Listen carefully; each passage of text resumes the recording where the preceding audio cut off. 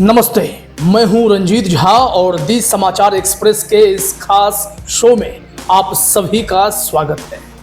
Supreme court से आज ऐसी खबर आई जो पूरे देश में तहलका मचा गई है, जिसे सुनकर मोदी, शाह और उनके भक्तों के कान लाल हो गए हैं।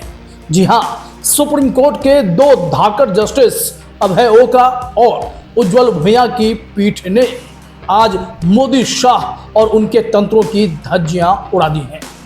इतना ही नहीं, मद्रास हाईकोर्ट के जज ने भी एक बड़ा फैसला देकर मोदी सरकार को और उनके भक्तों को करारा झटका दे दिया है।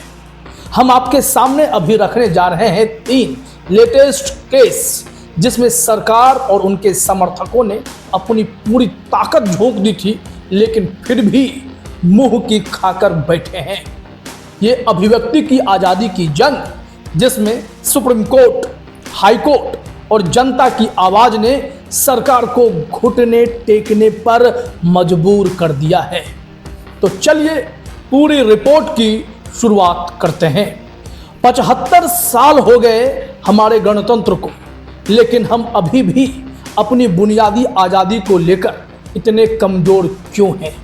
एक कविता का पाठ, एक स्टैंड अप कॉमेडी या कोई भी कला, क्या ये नफरत फैलाने का जरिया हो सकता है?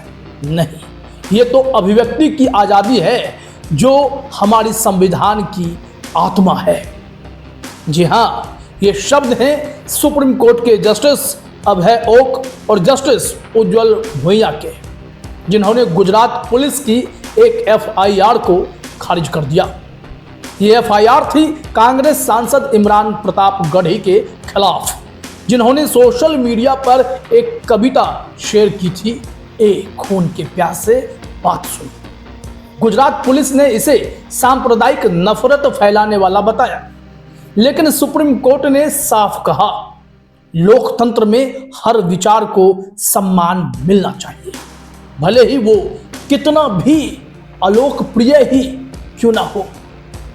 सुप्रीम कोर्ट ने गुजरात पुलिस को लताड़ते हुए कहा कि पुलिस को संवेदनशील होना चाहिए और इस अभिव्यक्ति की आज़ादी को समझना चाहिए। इस मामले में इमरान प्रताप गढ़ी को सपोर्ट करते हुए कई लोगों ने अपनी राय भी दी, कई लोगों की प्रतिक्रियाएं आई। सोशल मीडिया इससे पटा पड़ा रहता है।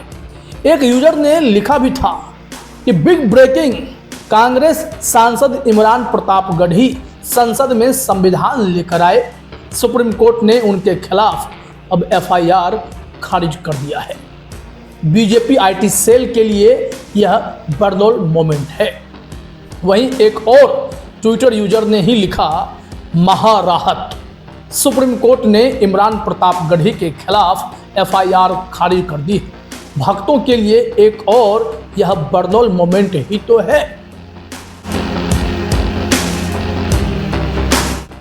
अब बात करते हैं मशहूर कॉमेडियन कुणाल कामरा की, जिन्होंने अपने तीखे सटायर से सरकार को कई बार कटघरे में खड़ा किया है। कुणाल पर महाराष्ट्र के डिप्टी CM एकनाथ शिंदे के खिलाफ कथित तौर पर अपमानजनक टिप्पणी करने का आरोप लगा था। उनके शो नया भारत में एक गाने को लेकर शिवसेना कार्यकर्ताओं ने बखेड़ा खड़ा किया, हंगामा किया और उनके खिलाफ FIR तक दर्ज कर दी गई। उन्हें फोन करके बहुत कुछ सुनाया गया, लेकिन कुणाल ने हार नहीं मानी। कुणाल कामरा ने मद्रास हाईकोर्ट में ट्रांजिट अग्रिम जमानत के लिए अर्जी दी और कोर्ट ने उनकी बात सुनी। कुणाल ने कहा कि वो एक कलाकार हैं और उनका काम है समाज को आईना दिखाना।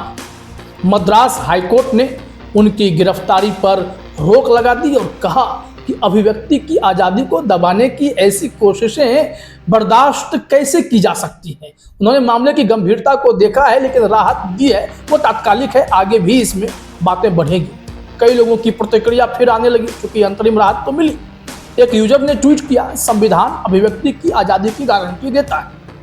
वहीं वरिष्ठ वकील प्रशांत भूषण ने एक पुराने ट्वीट में कुणाल के समर्थन में लिखा था, कुणाल कामरा का हास्य सत्ता को असहज करता है और यही लोकतंत्र की खूबसूरती है।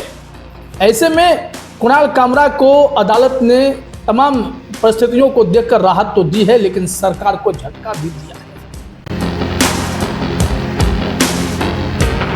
अब आते हैं एक और बड़े टकराव पर। एलन मस्क की कंपनी एक्स ने भारत सरकार के खिलाफ कर्नाटक हाईकोर्ट में मुकदमा ठोक दिया है। आरोप है कि सरकार गैर कानूनी तरीके से ऑनलाइन कंटेंट को सेंसर कर रही है। एक्स का कहना है कि भारत का आईटी मंत्रालय एक समानांतर सेंसरशिप सिस्टम चला रहा है जो संविधान की आत्मा के खिलाफ है। अब यहां से देखिए, एक्स ने कहा कि सरकार ने आईटी एक्ट की धारा 69A का गलत इस्तेमाल किया और बिना किसी कानूनी प्रक्रिया के कंटेंट को हटाने का आदेश दिया। यह मामला 27 मार्च को कर्नाटक हाईकोर्ट में सुना गया, लेकिन अभी फैसला आना बाकी है। इस बीच मोदी सरकार ने एक्स के खिलाफ कर्नाटक हाईकोर्ट में अपना जवाब दाखिल कर दिया है, लेकिन इसमें भी मोदी सरकार का अड़ियल रवैया साफ झलकता है।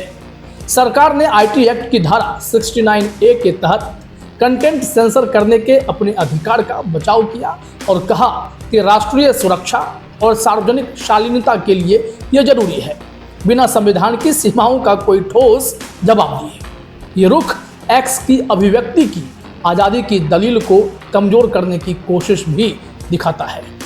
अब इस मामले पर भी लोगों की टिप्पणियां आ रही हैं, कई कानूनी संस्थाएं भी ट्वीट करते हैं। एक बार एंड बेंच है, वहां भी एक ट्वीट दिखा कि अगर बहुत सारे लोग किसी विचार को नापसंद करते हैं तब भी उस विचार को व्यक्त करने के अधिकार को संरक्षित करना होगा।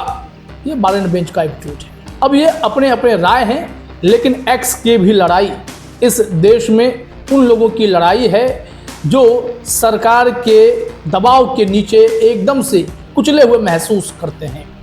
सुप्रीम कोर्ट ने एक बार फिर सरकार को कड़ा संदेश तो दिया है। कोर्ट ने कहा, जजों का कर्तव्य है कि वो अभिव्यक्ति की आज़ादी को बचाएं, भले ही उन्हें वो बात पसंद ना हो। कोर्ट ने यह भी कहा कि किसी भी अपराध को परखने का आधार कमजोर और डगमगाते दिमाग वाले लोग नहीं हो सकते, बल्कि एक मजबूत और साहसी व्यक्ति के नजरिए से देखा जाना चाहिए।